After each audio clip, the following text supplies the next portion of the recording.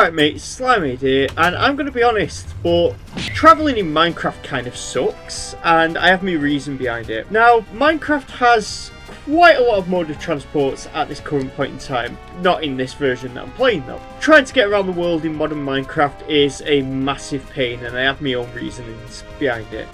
A lot of which are often never actually covered by the videos that will cover topics like this. Well, you've got the pig. It's pretty much only added really as a joke. But speaking of complete jokes, in this version boats are a complete joke, but later on they actually made it so that boats are actually usable, no longer explode if you look at them too hard. Ice boats are pretty fantastic really. However, they do require an awful lot of setup to actually get going. Speaking of needing setup to get going, you've also got the minecart, which, well, they also are quite intensive on resources. But then you've also got, speaking of intensive on resources, while not intensive in the same way, you've also got the nether portal, which is actually quite fantastic for like long distance travel and that. But whenever it really comes down to it, you are kind of like going in completely blind unless you're using like chunk base. You do need to get a lot of obsidian to really make it worth it. Then you've got the horse, which in theory is a good idea, and you can breed them to be faster and have higher jumps, and they're awful whenever it comes to water. And not only are they awful when it comes to water, there's also the case of that you can't put them in boats.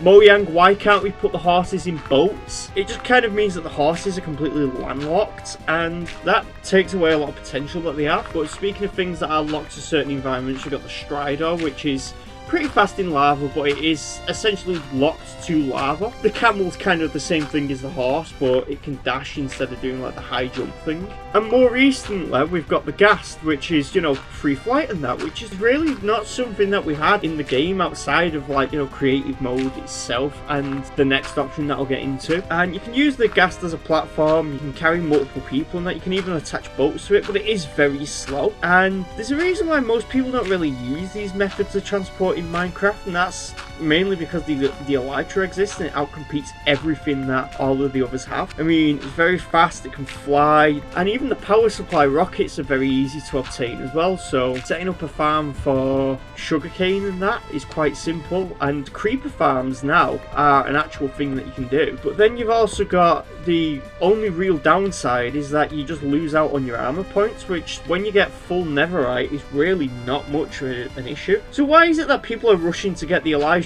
And it's not for the usual reasons that most people think, but I think it comes down to Minecraft's terrain generation. Now, I like the terrain generation in this version of the game, but I'm kind of mixed on most of the newer versions. And it all comes down to one, just like biome sizes. Like, take for example, let's say I want a green bed in Minecraft, because I always want a green bed in Minecraft. Now, if I don't spawn in a desert, what chances do I have of like just coming across a cactus? Extremely rare actually, because there is the extremely low chance of just finding an igloo with a cactus in it. Outside of that, my only option is to go like 7,000 blocks away for one cactus, which takes what, like 2 to 3 real life hours to do. I have that option for one item, or I can use the Wandering Trader, which is pretty much all RNG based, so that could also take several hours as well, so not really worth that. But the biomes themselves, a lot of them just generate like unnecessarily large. In the current survival world on the newest version, the single player one that I've been playing on, I live in a desert. The actual size of the biome is 4,000 blocks wide,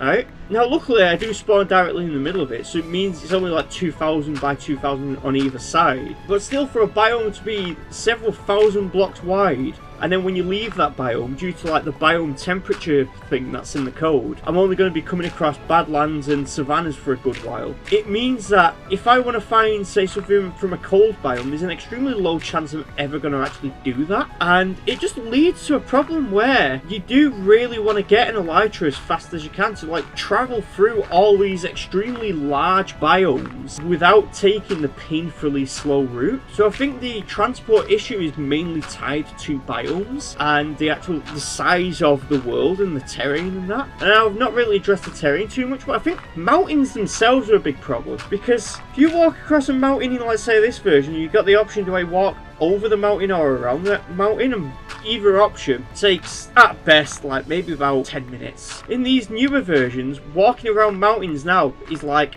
20 minutes or more for some of the mountains, and walking over them is even longer than that. And the reason why it's such a big problem is because not only are mountains are huge, you've also got the issue with the waterside mountains. I don't really know the technical name for it. It's like a sort of like a rift valley or something. Literally, outside of the elytra and the gas, there is no easy way of going over it without just bridging over it. You could use an ender pearl maybe, but I mean, you can't just be spamming ender pearls to go everywhere because you will literally explode. And I think the travel problems in Minecraft all comes down to how spaced out everything is, needlessly far. And the problem is that yeah, Mojang might want us to explore and stuff like that, but if we're forced to go out of our way to explore for really simple items in the game, takes the fun out of it. And I mean, in the wise words of Reggie Fils-Aimé, if it's not fun, why bother? We really shouldn't be forced to go out of our way to get really simple resources just because they're really, really far away for no reason, because Mojang wants us to explore. Mojang really needs to like reconsider